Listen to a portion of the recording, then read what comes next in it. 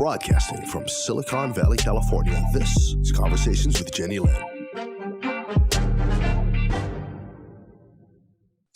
You're watching Conversations with Jennylyn, and today we are in Calgary, Alberta, Canada, and we are going to interview another fascinating woman, and her name is Jeni Cousins. Jeni is a clairvoyant, a medium, a psychic, and I can't wait to get her going so she can share all of the wonderful ways that she is shedding light on the planet. Jeni, welcome to Conversations with Jennylyn. Thank you, Jennylyn. I really appreciate it. I'm very grateful to be able to speak with you today. And so am I, because there's so much craziness happening on the planet. There's so many videos popping up all over YouTube speaking about ascension and trying to explain what we're experiencing. I thought it would be great to have someone whose expertise is explaining, who can explain what's happening to us and to the planet. So today, I'm excited to hear what you have to share with us. Well, you know what? There's always change. You have to remember that the only thing certain in time is change. And of course, you know, when the virus came on, that's not something that we're used to. So I always take a traumatic situation or a negative situation and turn it into a positive. So, of course, with this pandemic, it has affected worldwide, absolutely every single species and person on this planet. It's not like there's a certain part of the country or city or no, it's affected everybody worldwide. And how I see this virus come in is it's a spiritual war. Because what it's doing is forcing everybody to stay in this very essence of the now. Because so many people, you know, we plan ahead, we want to know what's going to happen tomorrow, the next hour, next year, next month. So we plan around different things, of course, which all of us do. However, the energy is saying you have to stay in this very moment and not even think about tonight, tomorrow. And when you do that and you surrender it, because I channel and work with the Christ consciousness.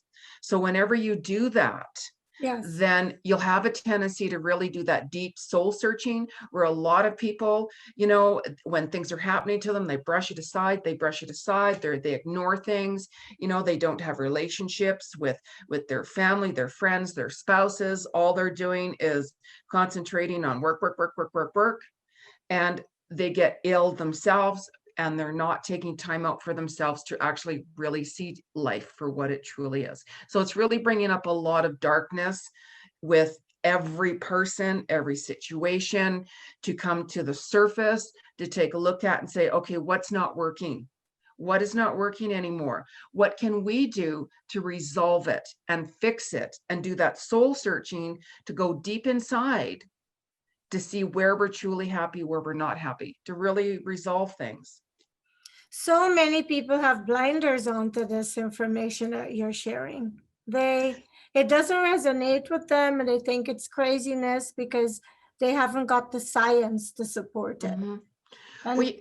Sorry, go on. Some of us are born with the predisposition, so even before anyone tells us, it's intuitive. What do you have to say to those people? Well, you have to remember that everybody sees things from their level of perception, from their level of consciousness. So, I mean, the number one law of the universe is do not judge anyone. You know, I'm somebody that's an observer, always have been, to sit back and watch. And what other people are saying, you know, especially if it's like negative or fear or anything like that, you know, I don't condemn them or put them down or criticize them, because that's them and that's their journey. That's their level of consciousness and level of perception. You know, and all we can do is, even myself, you know, being a teacher and a healer and that, you know, I will give my insights and do my work to do my best to help someone, you know, but it comes down to that person how they're going to take that information. You know, and this whole level of fear has escalated beyond. And it's all about staying in awareness over everything and releasing fear, because darkness comes to surface. And whenever we get into that fear mode, our energy has a tendency to go lower. Right. And whenever our energy goes lower, it brings fear. We go into the ego mind, where we should be in the soul level of consciousness. So it's a struggle for, you know, a lot of people who, of course, are not familiar with that. Yes. And also, apart from the coronavirus, there's so many changes on the planet, especially, I'm sure, I know you and I don't really know each other. We've just met, but you mentioned to me that you have visited California in the past. So I'm sure you're aware of all the fires that keep burning California away every year. How are these fires connected to what Well, is you taking got, place on the planet? well, I mean, our whole planet is affected. You know, it's not just California. Look at Australia, right? You Right, know, that's true. there's like hurricanes, there's tsunamis, there's like worldwide destruction, and it all comes down to a lot of different energy. Right. You know what I mean? And like the fires are horrific. You know what I mean? And fires are transmutation and transformation of different parts of the world energetically to clear things out from death to rebirth. But, you know, it all comes down to, you know, so many other factors. It is not just because all it takes is one person to throw a cigarette out of a window, or one spark of lightning. You know, Mother Nature, right? When it's like when we respect Mother Earth, Mother Nature, it will respect us back. Right. So Mother Nature is just, Mm. you know, bringing forth change that every one of us has to do and work with. So how long have you been a practicing psychic medium? Well, I mean, when I was 4, I knew I was different, and I started seeing things. So it actually started back then. And as I got older, I was seeing so much that, you know, I knew I was different. So I started my metaphysical studies when I was 14, because my neighbor, he was a teacher and spiritual and all of that. And I was outside one day, and I'm like, you know, I was having this breakdown, and he comes out and he says, "You're seeing things, aren't you?" And I'm like, "Oh my God, how do you know that?" So he was a friend of the family. So he talked to me about why I'm seeing things. And he started me on my metaphysical studies, which I started out reading esoteric books such as Helene Blavatsky, Alice Bailey, and that's what I truly, truly connected with. And as I started reading, I started seeing things more. And so I continue, you know, to study every day even. And I would start doing readings on friends, you know, at first. And you know, then it just escalated. And then I had all these signs from spirit, like, "What are you doing? You know, working in corporate world, you should be like doing this and this and that." And I was like arguing with spirit, I know, but so, and then everything just happened. And that's been how many years now? Oh my gosh. Well, I think I just turned 54. I try not to count my age. So I started doing readings when I was in my early 20s. So 34 years, but I've always read people. So you're world renowned, and you also write for a San Francisco magazine. What specifically do you write about in the magazine, and which magazine is it? My column is called Just Ask Jenny G, and it's with SF Yoga Magazine, San Francisco Yoga Magazine, because I'm very sensitive to energy. I can read. So what will happen is the readers will email a question into the magazine and ask me a question. So right away, what I will do is I will zoom in on their energy, and I will give them my insights to what I see, because energy is energy. So for me, like, once somebody starts talking, for me, I hear energy. I can sense energy. I can get a message, like, you know, a sentence, and I'll right away I can tell you the energy of where it's going, what it's about. So I have a column, and I'm very grateful because I love their column. I love the magazine. They're wonderful. I'm truly grateful for it. How many years have you been doing this? It's been actually just with the column, I would say, I think it's been 2 years Okay. now. Could be just over 2 years I've been with the column. So one of the things that's always fascinated me with psychics, I think that we all have like intuition. We all were born with this, but some of us are more sensitive and receptive than others. And for myself as a young child, I got information that I shared with my parents so they couldn't understand, what I was talking about. But this was not something that was common in my family or anybody that I knew. And I didn't grow up with my father's side of my family. So I found out later in my life, that's where my gift came from. But I never developed it. However, I do get stuff in dreams and different, and in the past, I ignored it because it didn't make sense because I couldn't identify the source. So I just dismissed it.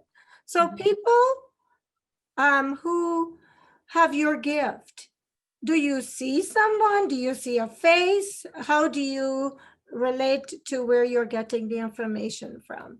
Well, I mean, like, first of all, what you have to remember is we're all gifted in our own unique ways. We truly are. And I see us all as being teachers. We can teach each other, everything. Right. We all have the gift of intuition if we pay attention and take the time out to hear our soul speak, as I call it. And when I'm reading somebody, for instance, I never know what to expect. Somebody will say, "What do I get in a reading?" And I'm like, "Well, I don't know. I'm an animal communicator, psychic medium. I get messages from people that have passed on, animals that have passed on. I do past life readings, Akashic records. I can see people in their previous incarnations. So let's say if we were going to do a reading, as soon as we start, because everybody always has questions to ask, like what's going on with this and that. So I give my insights, and because I'm clairvoyant, it's like me, I'm sitting there watching a movie. So let's say if you're like, okay, who am I going to meet? Then all of a sudden I will see the person. I can get a description of what they look like, who their energy is, if that person is connected with you in past life, how you're connected with in past life, when they're coming, what's going to happen with their relationship. And, so I never know what to expect, what comes through. Like all of a sudden I'll start hearing there's a message from one of your guides, from one of your family or friends that have passed on. It'll be like, oh, wait a second. I'm getting some information coming through. There's this message. So, I mean, I'm very, very sensitive. Right. I see so many things. Well, I know my friends are going to kill me if I don't ask you this. Are you getting anything on me just from doing this interview? Well, I mean, as doing the interview, I'm not zooming into your energy to read you. Okay. You know what I mean? I'm staying in the very moment of the interview. Right. You know what I mean? Yeah. To read somebody's energy, I mean, if I focus. want to read somebody's energy, I will read somebody's energy and I can look into it, right? As we discussed earlier before the interview. So, you got to remember the first thing is, right, is, law of attraction. You are who you are. You attract who you are. Somebody will be saying like, how did I attract this into my life? Like, what's going on with that? And I would say, where's your level of perception? Where's your level of consciousness at?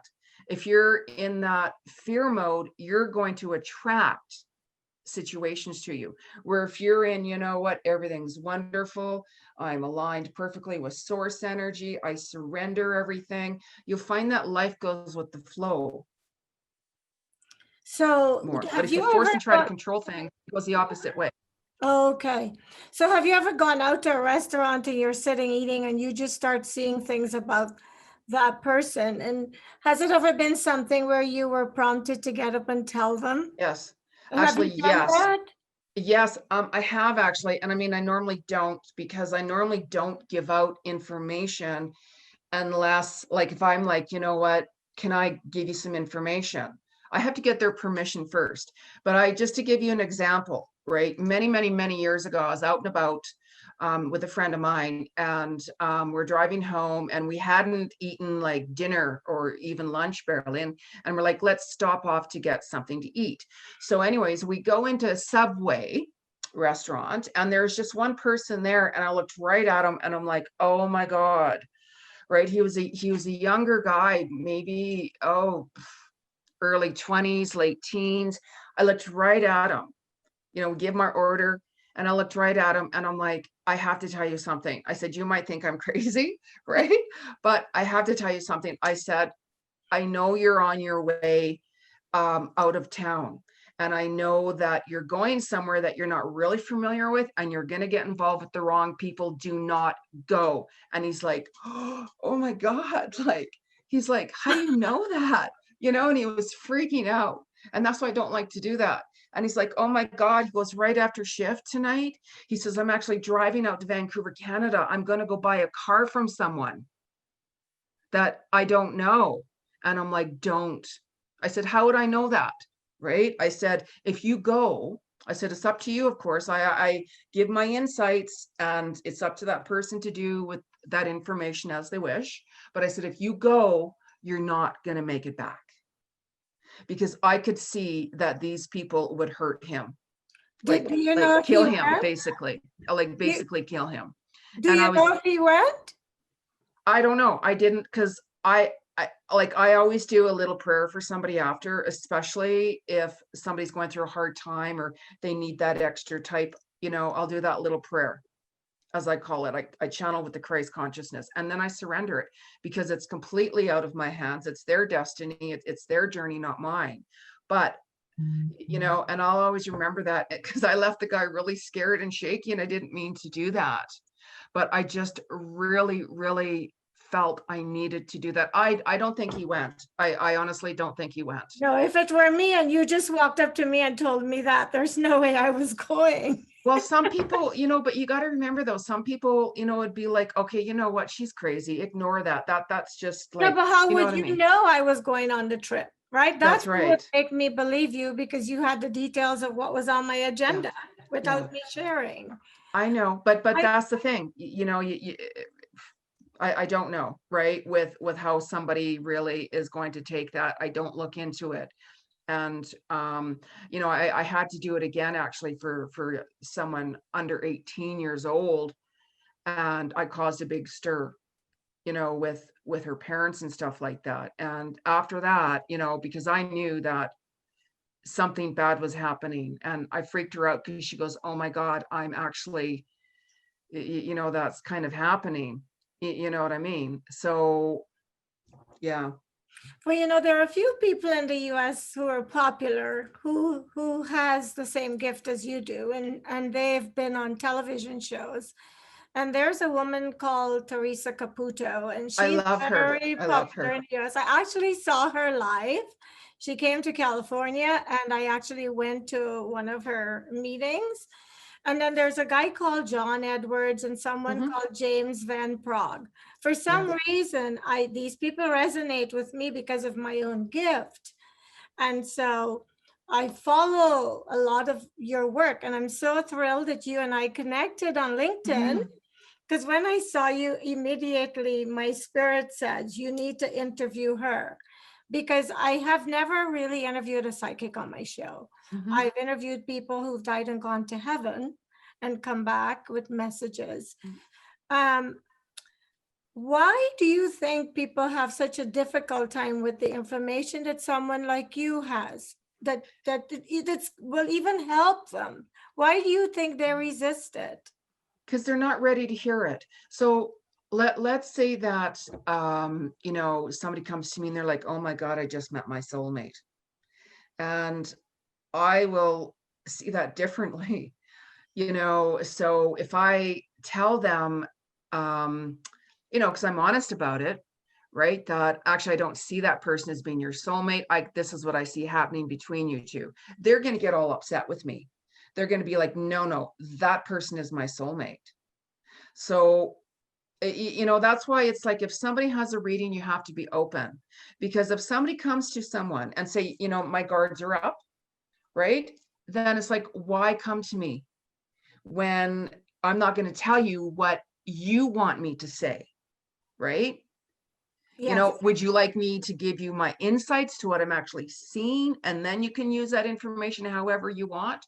Or do you want me to tell you that, oh yes, that's your soulmate, you're going to get married, all of your dreams are going to come through? No. So when somebody's ready, the teacher appears, that old saying, but you have to be ready. The right teacher will appear. You know what I mean? But you have to be open. And, you know, somebody could give somebody, it's like I can give somebody all the answers up front. This is what I see in all these areas, but it's up to you to make that decision. Somebody might be like, you know what, I'm going to get involved and I'm going to marry them, and that great. That has nothing to do with me. And then all of a sudden they'll come back after and they're like, oh my God, my, you know, like that person, like they cheated on me, they're this or that, I ended it, you know. And I don't judge anyone. Of course, that's their journey. And we all have karmic ties and people from our past life that we have to clear karmic ties with. I want to talk to you about that, because I have walked into someone in an instant and felt like I've known this person my entire life. Mhm. And it was a very difficult friendship. Tell me about that. Do you want to talk Well, to us about karmic connections? yes, actually. So let's say if you met someone, it doesn't matter if it's female or male and what age they are, and you really kind of feel that connection with them Yes, somehow. And you're yes. like, I've never met this person before, but yet I feel so connected with them. Mhm.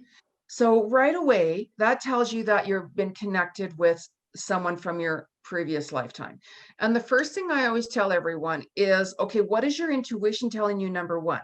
Because our intuition could be like, well, I'm not sure, or just something's just, I feel I know that person, but there's something that is not right. There's something that's telling me, you know what, distance away from that person. So it comes down to number one, your intuition, right? And, you know, it's like, okay, you get involved with that person. It could be as a friendship, as a lover, as a work, you know, anything like that. It doesn't matter. And as time goes on, it's like, pay attention to the red flags. Pay attention to, you know, is that person treating you with respect? Are they just, you know, all of those things? And it's like, you know what, this person has really betrayed me, has hurt me, all of that. And it's all about, okay, let's sit back and take a look at that energy. And this is why a past life reading is important. I always bring up past life in my readings, because it's like, okay, this is the reason why you met this person. And this is the lesson learned from it, if you choose to learn a lesson. If not, it keeps repeating itself. And this is the karma that you need to clear with this person. Family is a huge thing. So you're born into the family that you karmically need to clear karmic ties with. And it's so many things. It's a lot more complicated. And I'll help that person work through all of it and clear. And no one can clear karmic ties energy. No one can. It's up to us, the individual as the soul, to do that soul work within. That's why I called my television show that I had on Shaw TV for over 5 years, Soul Work, because it all comes within the soul. Clearing karmic ties within the soul, being grateful for the lesson learned, and also being in gratitude over what it taught you so you can move on. How do you feel about the concept that we've all of the experiences we're having on this journey, we signed up, our soul signed up for it before we came to the planet. So we may have some experiences that we consider really negative, and religion has taught us that is wrong and that is bad and this is good. But we actually agreed to come to the planet to have that experience to fulfill our soul's journey. How do you feel about that whole concept? Well, it's like before we come to Earth, let's say, right? We have a meeting with our group soul, our ascended masters and God, and see, okay, you know what, because I did these things in my other lifetimes, I'm going to choose to come back in this lifetime with this family, with these circumstances, with these situations, because I have to clear it. So you know, the negative, that's why I take a negative situation, regardless of what it is. And I'm like, okay, if something just happened to me, like really negative or traumatic, I'd be like, oh my God, right? But I'd be like, okay, what is my soul trying to show me that I need to work through to clear? Because crises brings a breakthrough when you're ready. You can't run from karma. You can't run from your experiences. They're brought forth to you on purpose from soul, so you can clear it. You know, it's like, let's say if somebody, you know what, I'm going to, you know, like borrow all this money from you, for an example, or use you for that, and I'll pay it back in that. And they get it and they leave and they're like, screw that person. I don't need this anymore. Not worried about them. That person will get their karma. You can't run from karma. Hold it. Tell us what karma is, because I am unsure of what karma is. Mhm. Some people say, I don't believe in karma. I remember saying to someone not so long ago, careful what you do, because there's karma. And the person says, I don't believe in karma. Yeah. You know, and the person that doesn't believe in karma, their energy is a lot more lower. Right. And the karma, it always hits everybody. But the lower your energy, the longer it can take for that karma to catch up with someone. So, you know, it's like that karma, it's like, of course, always do good from someone. If you, what energy you send out, it comes back. Mm-hmm. So for me, you know, I'm of service. I do a lot of things from my heart, you know, and I don't expect, you know, just because I did this and that, I don't expect it to come back. I'm just doing that because of that's just who I am. Mm-hmm. You know, and somebody be like, okay, you know what, I bought that person lunch today. So when are they going to buy me lunch? When is this going to happen? And that's not how it works. Right. Right. So we get karmic situations and people like, so let's say relationships, right? So let's just say someone who is in a very, very abusive relationship, for an example, right? Their partner is controlling them, abusing them physically, mentally, whatever it is. And the longer that person stays in that relationship, the further their karma will continue. You know, and it's like, okay, they leave that relationship, let's say, and then it's like, oh, and then they'll jump into another relationship really quickly because they don't want to be alone. Well, you're bringing all of that energy and karma with you into your next relationship. You're not taking that time to clear it and review that situation or relationship or person to clear it. Right. So karma, you know, it's like what you, so true. What good you do, it comes back to you. Surrender it. Don't go hanging on to it. I'm so grateful that you're explaining this, and I'm seeing 1111 as we speak. There you go. There you go. I just You're on looked the right down path. and there is 1111. I've been seeing it almost every single day. Yes. So, you know, I had a friend with your gift, and I loved her dearly. She actually helped me to morph into this human who is spiritually awakened, the awakened person that I am. And unfortunately, she passed. Mhm. And I've lost many friends, but I must tell you, a huge void was left when Mhm. she left the planet. And there isn't a day that goes by that I don't miss her. Yeah. And she helped the police. She was such a gift to this world. I remember one time one of the spaceships was going to take off, and she was running frantically trying to call to stop it taking off. And unfortunately, no one took her seriously, and it took off and exploded. Um, and so many times where I live, she's helped the police to find missing bodies. And do you do work like that? Do you You help? know, yes, actually, I did it many, many, many, many years ago, and I don't want to do it again. And I mean, I have, like, I get emails about, you know, missing people every now and then, and I can tell just in an email if that person is, you know, alive or not, because I read energy, real sensitive. So if I know, let's say that person is alive, I'll book an appointment with that person and help them. But, you know, it all depends, right? Like I had someone, let's say a father, he sent me a message 2 days before his son was killed. It was like a huge known case. And as soon as he sent me that message, like he just wanted to read, he wanted a reading. He didn't say anything about anything, and I knew that. right away. So, you know, something just told me, just kind of hang back, you know, just not get back to him right away. And I couldn't, I was really busy anyways. And then all of a sudden the news came on, and it was out there. So, you know, missing people, because I see so many details about it. You know, it's like I was interviewed on, you know, television before, you know, about a situation, and like OJ Simpson, for instance, just to give you an example. And I said no comment. And the reason being is because I don't want to read into that situation, because what happens is when I see it, I see all the details. And then you don't want to have to be the one who tells them some of it, right? No, I don't. There's other people that can do that.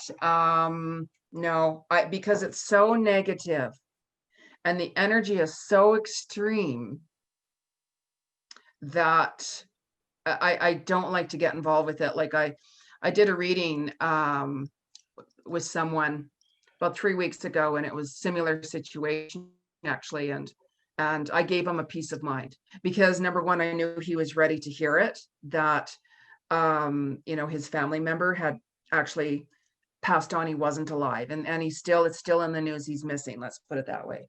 So, you know, because I knew he would have peace from that, and I could help soothe that.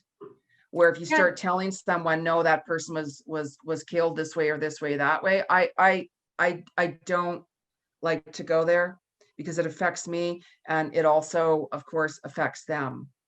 That's why I don't do that. You know, I'm enjoying this so much, and our time is already run out, but I'm going to go over.